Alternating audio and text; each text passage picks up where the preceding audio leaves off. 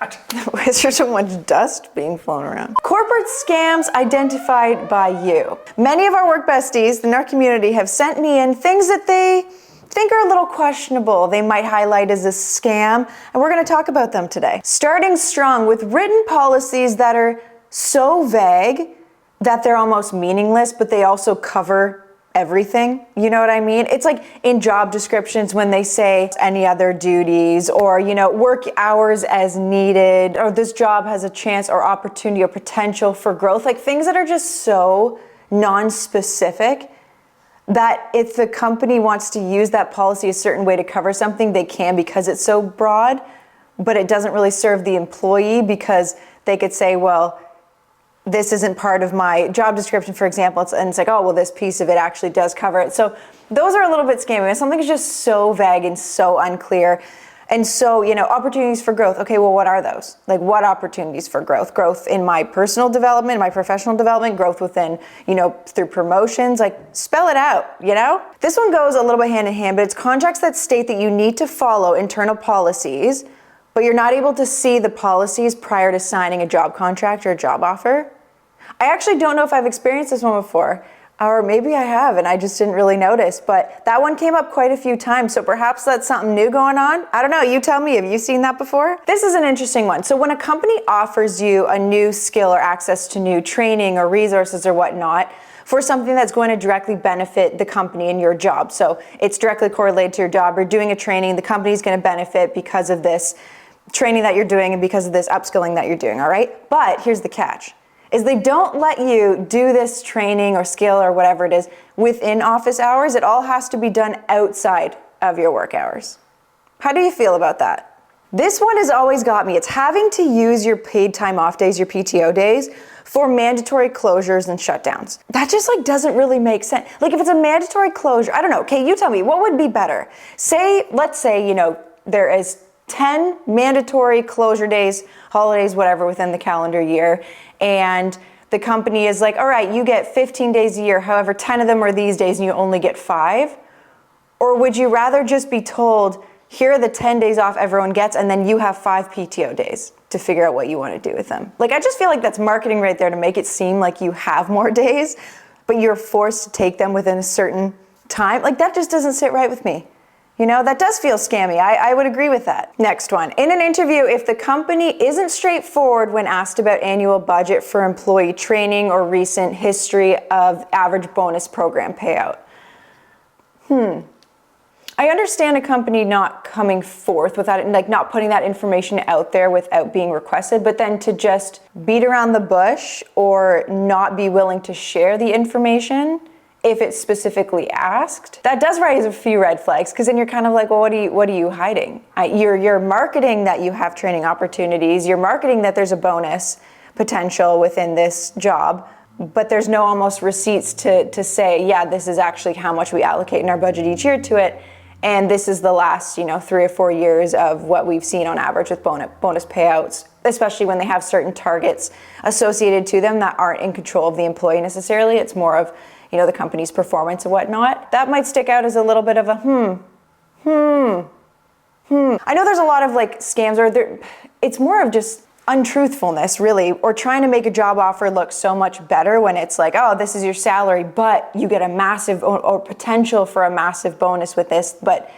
it never shows you how realistic that bonus is that you're actually going to receive it. That's really frustrating, because it's, in my, when I've had roles like this in the past, I've just mentally never expected my bonus, just with budgeting and finances and all that. I always just, bonus was not part of my compensation, out of thought, like out of mind. If I got it, great. It was kind of like getting a gift at any time of the year. It was a big shock to all of us. But I never thought about it when it came to like my actual compensation, because it wasn't promised and it wasn't given year after year. I think bonuses, you got to be really careful with that, because while they can seem super appealing, super enticing, maybe it's got, you know, a lot of zeros at the end of it and it sounds great.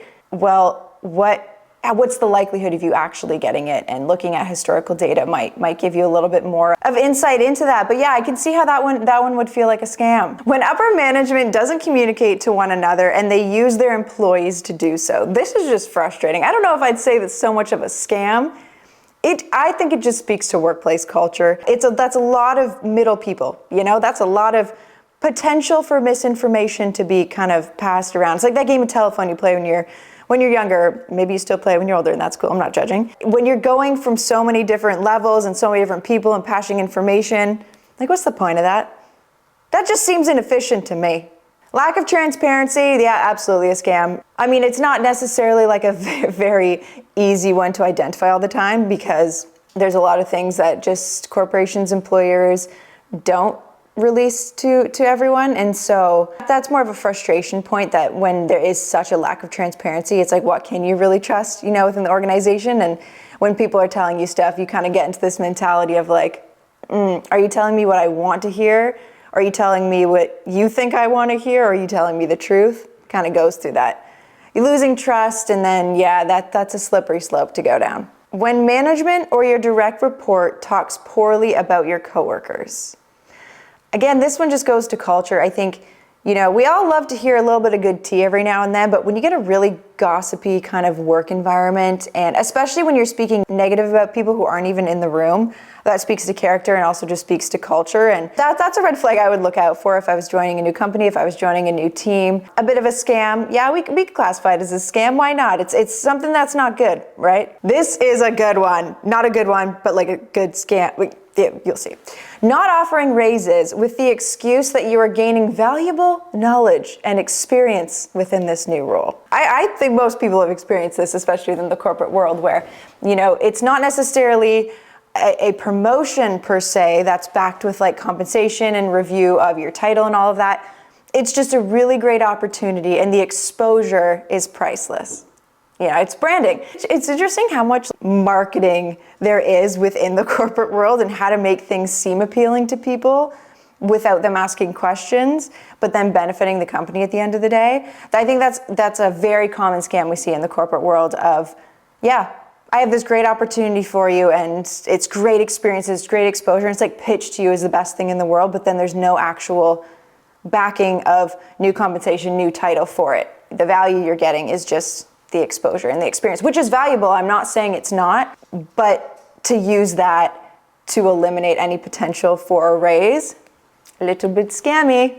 Bait job posting. This does feel like a scam. So when a company posts a job, so you think you're applying for a specific job, and then last minute it's changed or it's filled, or they have this new opportunity for you that isn't necessarily as good as the last opportunity. But it's like, how can we get people in on a job that's very interesting, very exciting, and then kind of divert, oh, that's filled, but we have these other roles. And it might end up being a great opportunity. I've seen that too, where the job does actually get filled. There wasn't anything shady going on, and a new or a different opportunity is a better fit for someone. They end up having a great career, and that's awesome. But when the intent is to bait job posts to just get people in, and then you can kind of shift people around depending. It's just not very clear, it's very confusing, and it's not a great foot to start off at if you're looking to join a new company. And so yeah, that does feel like a scam.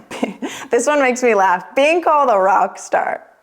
I love like a cheesy corporate lingo. I love being called a rock star, but I don't know if I'd call it a scam, but it is like you're a rock star is usually corporate speak for you went above and beyond, and you did way more than you were contractually obligated to, and like, here's your high five.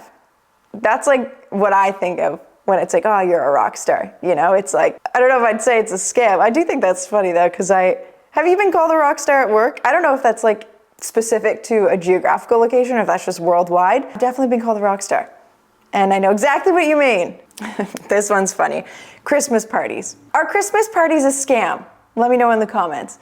Christmas parties are an interesting one, because I don't know if I've ever seen a Christmas party on company time, so it's outside of your work hours. I've seen Christmas parties that are mandatory attendance. I've seen some that are highly encouraged, aka if you don't go, we'll notice. And then I've seen some that are completely optional. I've seen some where you can bring, a plus one, a family member. I've seen ones where it's no one else is allowed to come. I think Christmas parties are an interesting one, because if they're mandatory, I feel like that's a scam, because you're not paid to be there. It's like you don't have to go. The one other thing I do struggle with Christmas parties is they're always, from what I've seen, the majority of the time they're centered around alcohol. There's always alcohol present, which I think work functions and alcohol are two worlds that just like shouldn't be going hand in hand so prevalent as we see them do. It boggles my mind that like work and alcohol, it's so normalized to go together, whether that's like gift giving, there's a lot of liquor that's given out, there's, you know, the Christmas parties, it's getting drinks with coworkers, it's any dinner or social things, like alcohol is usually involved, and I think in general, like that is pretty mind-blowing to me. Where am I going with this? Christmas parties in general, do you think they're a scam? I think it could depend on the company. I think it depends on the expectations as well. I go back and forth with this one because it's the people that want to go, the people that want to be there, the people that enjoy that environment, let them enjoy that environment. I think my point here is it's not necessarily a scam to everyone, depending how it's done. But when it comes to like mandatory attendance and it gets really like tracking numbers of who's there, who wasn't there, then it becomes a little bit of a slippery slope on that one. You tell me, Christmas parties, scam or no scam? This is a funny one and probably very relevant in today's world. When you have forced in-office attendance. Hello? Do you have something to say? Come here. You want to be part of this conversation? I know you don't have forced in-office attendance as you sit in my office by choice every day. Come here. Are you just going to sit there and scream? Are we done? All right. Where were we? When you have forced in-office attendance, whether that's 1 day a week, 3 days a week, 5 days a week, just to show face, and then the whole day you're working on your laptop in virtual meetings, it just begs the question of what's the point?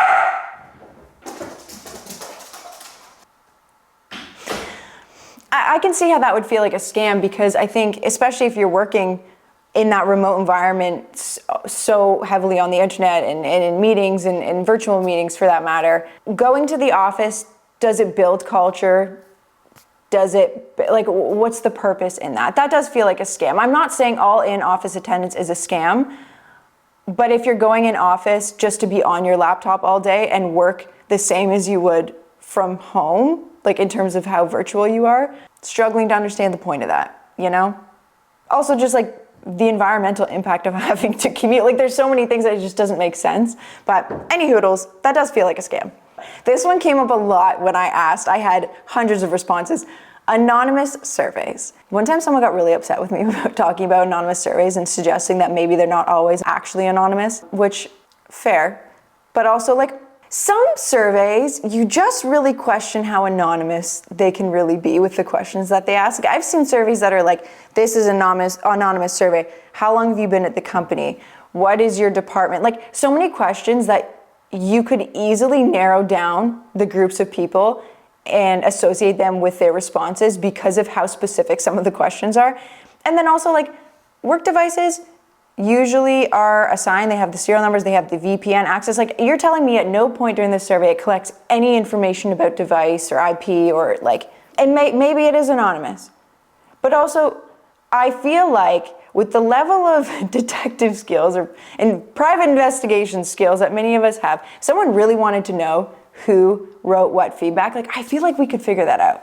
Is anything really anonymous these days? I guess is my question. So I don't know about that one. That one does feel like a scam too, when it's heavily like, say what you want, we want your feedback, like this is anonymous, it can't be used against you. I've heard stories of that not being true. Okay, so the next topic, we had a few of like topics about dress codes. One person reached out and they said, we have to donate if on Fridays we want to dress down. Which I'm like, oh, we used to do that, or I didn't used to do that because I went to a public school, but my siblings went to a different high school than I did, and they had uniforms.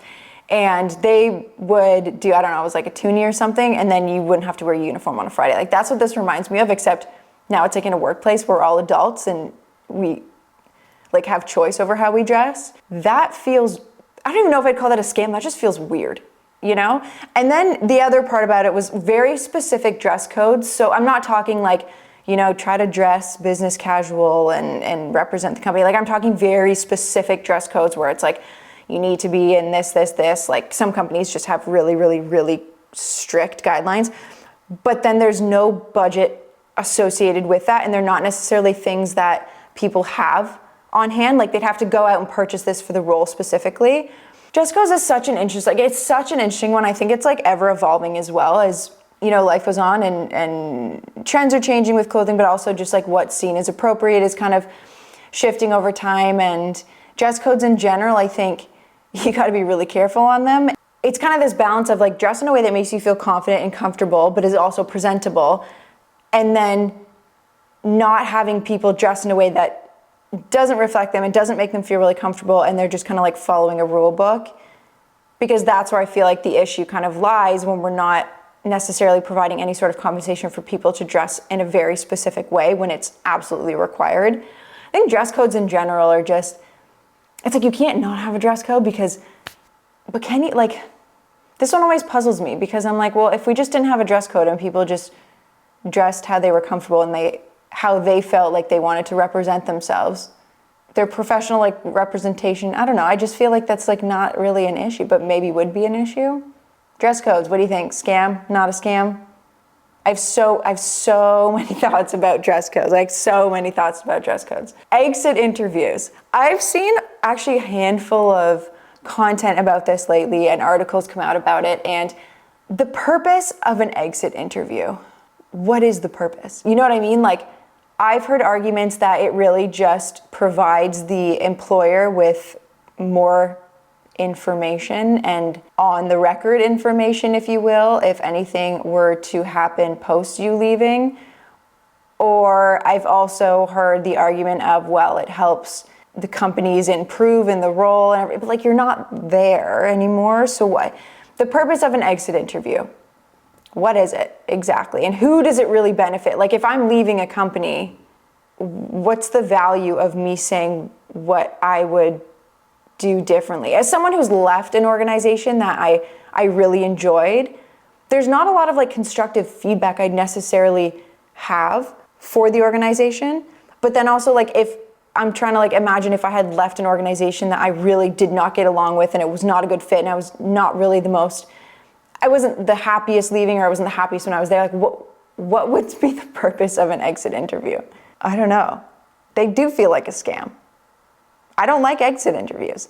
Uncompensated on call. This is a huge one that I don't even know if people always realize that they're kind of working this on-call position when they're not necessarily doing any work outside of their hours, but they're available should someone need to contact them or should they need to jump on something. But being on call is working because while you're not necessarily at your laptop full capacity, you're still available to do that should something come up. And so it's compensated, but usually at like a lesser level than your normal rate from what I've seen. And I don't know, I think uncompensated on call or just that being available 24/7 is definitely a scam because it does not allow you to disconnect ever. And there also becomes this expectation on you that you should be available 24/7. And if you're not, it's like you can almost get in trouble for that, or that could almost, tarnish your professional reputation. I think also sometimes people fall into this by being available too much. And at the end of the day, we treat people we teach people how we want to be treated. Or I guess better, we teach people what we are okay with or what our boundaries are through our actions. And so if you're constantly being available outside of your working hours and around the clock, and then suddenly you're not, like people become so dependent on that and they expect you to be available that now this huge change of behavior is like pretty alarming, pretty jarring, kind of puts it on the radar of like what's going on with Sharon over in finance. Like she's not doing her job now, like she's just kind of checked out, whereas it's like that was never really her job. She just gave people the expectation that she was available 24/7. So I don't necessarily think this is always a scam, we'll call it, that the company puts on us. Like companies absolutely can put pressure on this for sure and have this expectation, but I think a lot of the times people also put this on themselves and they create this scam for themselves through their repeated behavior. I would say uncompensated on call, not so good at all. This one came up so many times, just in so many different variations, but the general idea was pizza as a reward, whether that's a pizza party, a meeting during lunch that is justified by bringing in pizza, anything pizza related, which is just funny because I feel like this is one of like the long-standing jokes within the corporate world is pizza used as compensation. I'm not a fan of it. I also can never eat the pizza that they bring in because I can't consume whatever dietary stuff. I can never have the pizza, so like it's not exciting for me. But then I know people that like love pizza so much that they're like, no, like this is great. Like I love this. But I think it's this idea of $1 or a slice of pizza is what, like $2-3? I don't know. In this economy, maybe like $5-6. My point is it's less than your hourly rate would be, so compensating with something like food to try to justify like, oh, you're actually working over this hour that you shouldn't be working, but like, here's a slice of pizza, we're even, is, yeah, I can see that. That's a scam. This one I kind of touched on earlier, alcohol-focused events or bringing alcohol into the workplace. I don't necessarily know if it's a scam. I don't know if I'd classify it under that. I just think it's something that's so weird. It's always boggled my mind. Some companies, I mean, this is probably big in the startup world, but like having beer carts, or beer Fridays or alcohol Fridays, or just mixing those two worlds is like so bizarre to me. I've never really understood it. And I definitely don't see it as like a benefit that a company could offer. Like, oh, I work at this place and it's really cool because we have beer Fridays. Like I would be like, oh, well, what if someone's an alcoholic and they're in recovery and now we're just putting booze everywhere? What if, people don't want to drink and now it's just everywhere and there's like a weird pressure from it? Like, why is that a go-to as a benefit? Yeah, just alcohol in the workplace in general. And I know someone watching this can be like, you sounds like so much fun. Yeah, I am fun. I am fun and I don't drink. So deal with it. This is an interesting one. So having to be online or logged in, signed in the office, whatever it is, for 8 hours when your workload can be done in 4. And this just kind of speaks to the whole concept of measuring time versus output and quality of work, which I think goes into a lot of like, why is the 40-hour work week the work week that we all kind of have adopted? Why is this, why is 8 hours a day the work day? Is that really the most productive, efficient? Like how focused can we really be consecutively within a work day? Like it brings up a lot of questions, but yeah, if your workload is something that can be completed in 4, yet you have to sit for another 4 hours to complete the job, even though technically you've already completed the job, assuming your job is based on output and not time spent. Like I see an 8-hour work days for people who work more like if you work in a call center or if you're client facing, you have to be available during those hours. Like that's not what I'm talking about in this scenario. It's more if you're output based and you don't have, meetings in the next 4 hours and all your work's done, like should you have to sit there and just be there for 8 hours a day? If you're paid to do so, but also then it kind of, like if I can complete my work to the same quality in 4 hours that my colleague requires 7 hours to complete and they're both at the same like how do you manage that? Because I think that's challenging because then it's, well, if we're paying for output, we'd get paid the same, but now if we're paying for time put in, then my colleague would get more because of the 7 hours. And then it's where do you, that's I feel like that's a tough one. Like, how do you solve for that? Because we all are uniquely individual and we all work at very different paces, and it's hard to create a consistent playing field, if you will, for a situation like that. So it's like, how would we even, as a society or as a workplace, how would we even address that? So many of these are giving me like, I'm like going down into a rabbit hole of like overanalyzing and thinking about these. I'm like, well, yeah, but then, my mind is just racing right now. This is a good one. When someone is putting guilt on you in the sense, like say you're thinking you might want to move on from this job, or you're questioning whether, this is the role you want to do or the career path you want to do. And then someone's response is, well, be grateful you have this job. And I think that we're, aware that there's a lot of nuance and two things can exist at once, and you might be craving something different and wanting something different while also holding gratitude for what you currently have in your life. Like those two things aren't mutually exclusive. It's not to say you're not grateful, but I think it puts so much guilt on people to be like, oh, well, not everyone has this job or not everyone has this opportunities. And it's like, I understand that that's a fair point. However, that guilt that you're associating, you're trying to, I guess, project onto me to drive my decisions is not really productive for anything here. And so when people use those, oh, you're so lucky to have this job or you're so lucky to do this, it's like, yeah, I'm very grateful. Luck is thrown around a lot when it's not always luck, and sometimes it is hard work and the path you've chosen, or maybe it is luck and maybe it's good timing. But when people kind of like diminish what you're experiencing or what you're thinking about because a guilt or pushing like that you're not grateful narrative. I don't know. I've heard this one so many different times. The second you're like, oh, well, maybe this isn't for me. It's, oh, just be grateful you have a job. It's like, yeah, well, I am. I am. Those two things can be true at once, okay? This one's kind of similar to one we talked about previously, but no holiday pay. And I will say this comes down to legal and laws in different countries or different states, which I am in the process of creating a video on paid time off across the globe and looking at just a bunch of different countries and how they structure things differently. And so what I've learned is there's certain countries, even within a country, certain states or certain provinces, you don't have to pay for specific holidays. So it might be a holiday, like a national holiday, but your organization doesn't have to give you it off, or they do have to give you it off, but they will not pay you. I think Japan was one of them that had this, where it's like you have to legally like have this time off, but organizations are not obligated to pay you for it. Lunch meetings or trainings, and then let's just lunch in general. So you tell me where you are in the world, where you work. Do you have to have a lunch hour in the middle of the day? And is it paid or is it unpaid? Because from my experience, what I've seen is you have to have a 1 hour unpaid lunch hour in the middle of your day. Like you don't get paid for it, it's your time, whatever. Which I wonder if it's more legal laws of like you have to take a break during the day. But anyways, let's assume that there's like no specific legal, you have to have this break time, whatever, during the day. It's unpaid, it's your personal time, but you can't not take it. You can't say, oh, you know what, I know I work an 8 hour day, and I'd rather just do, 8 hours consecutively and then leave an hour early instead of working like 8 to 5 with like a 1 hour in between. Is that 8, 9, 10, 11, 12? 12 to 1 off. 1, 2, 3, 4. Okay, so let's say you start at 7 a.m. You're working normally till 4.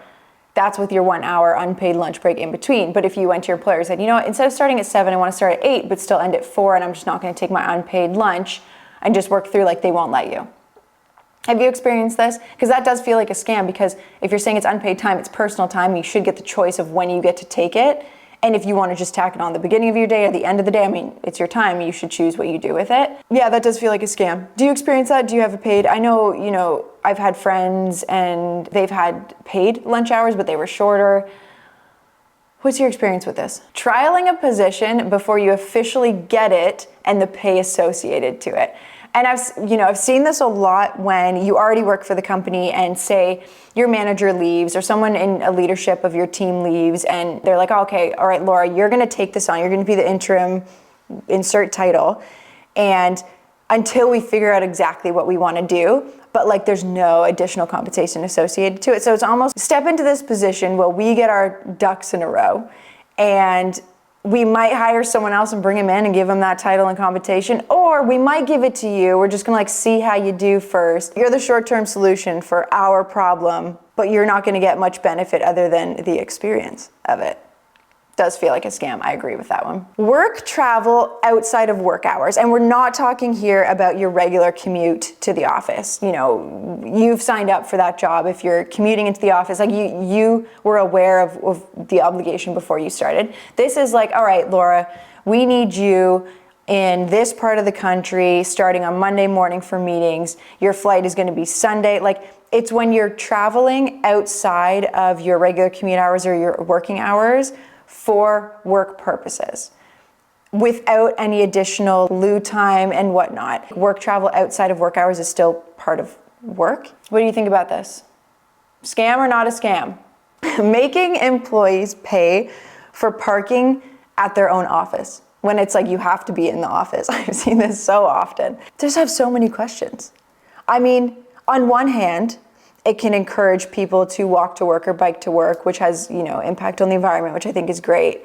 But if you're wanting employees to be in the office and it's mandatory, and then they have to pay to park to be there, yeah, that feels like a scam. Making budget cuts to resources, so letting people go or not hiring enough for a project that your company's taking on, but then reporting very strong numbers quarter after quarter. And someone's gonna be like, well, that's why they're able to report these strong earnings, because they're making, smart decisions with their overhead costs. But the team suffers because you're either, like, you're constantly understaffed, or you've just let all these people go. They're obviously struggling now with their new normal and finding employment and you know, all of the challenge that comes with being let go. And then the people that are remaining are now going to be overworked and overstretched. And they've just witnessed a lot of people that you were close to them and they saw on a day-to-day basis get released, for then a company showing really strong numbers month over month, which makes it seem like they do have the budget to allocate to these jobs. That's just like a morale killer. I think it does feel, yeah, a little bit scammy, because you're like, hey, well, what's really going on? And it kind of removes this trust that things are gonna get better. Like sometimes when you're working understaffed for a bit, it's like, oh no, we're working on hiring people, like we have a plan. And then you see stuff like this and you're like, no, it doesn't feel like you have a plan. It feels like this was the plan all along. And this one came up often. Just the response of HR. And let me stop you there before you go thinking, oh, HR, I work in HR. No, HR is necessary for a company. I think when people are referring to HR as a scam, it's not the people. It's not you if you work in HR. It's this notion that we were kind of fed or set to believe that HR was branded as in place to serve the employees versus the employer. I think it's important to note when it comes to HR is they serve the best interests of the company. And don't get me wrong, we have amazing people in HR that really care about the people and do their best to help you out, but HR in general is there to support the company and for the company's best interests, not employee first. These roles were specifically in place to help the company run. Like it's business at the end of the day. I think when we logically think about it, we can see that, but when you believe that someone their job is to like help you and have your best interests in mind, and then when you see that perhaps that's not necessarily true, it can be really discouraging. And I think that is what people are like, well, that can feel like a scam when you feel like you have this support network, but it's been falsely advertised. I know people in HR even feel this too, and when they believe that they're there for the best interests of the employees, and then suddenly it's like, hold up.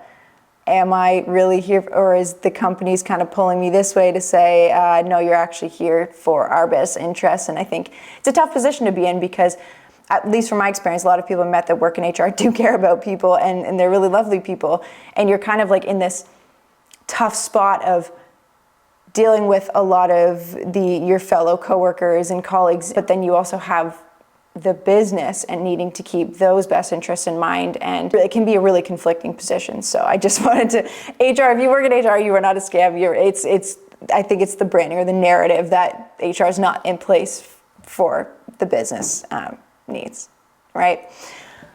Those were corporate scams as identified by you. So I hope you enjoyed listening to those. If you have something in mind that you're like, in my opinion, this feels like a scam, drop it in the comments. Drop it in the comments, because I love reading them, and who knows, maybe that'll make a next part to this series. So let me know if you have a new scam in mind, or let me just know how your day's going. Maybe just pop in and say hello a little bit, because I love to read that too. But as always, I appreciate you being here. Thank you, thank you, thank you, and we'll see you in the next video, Work Bestie. Toodaloo.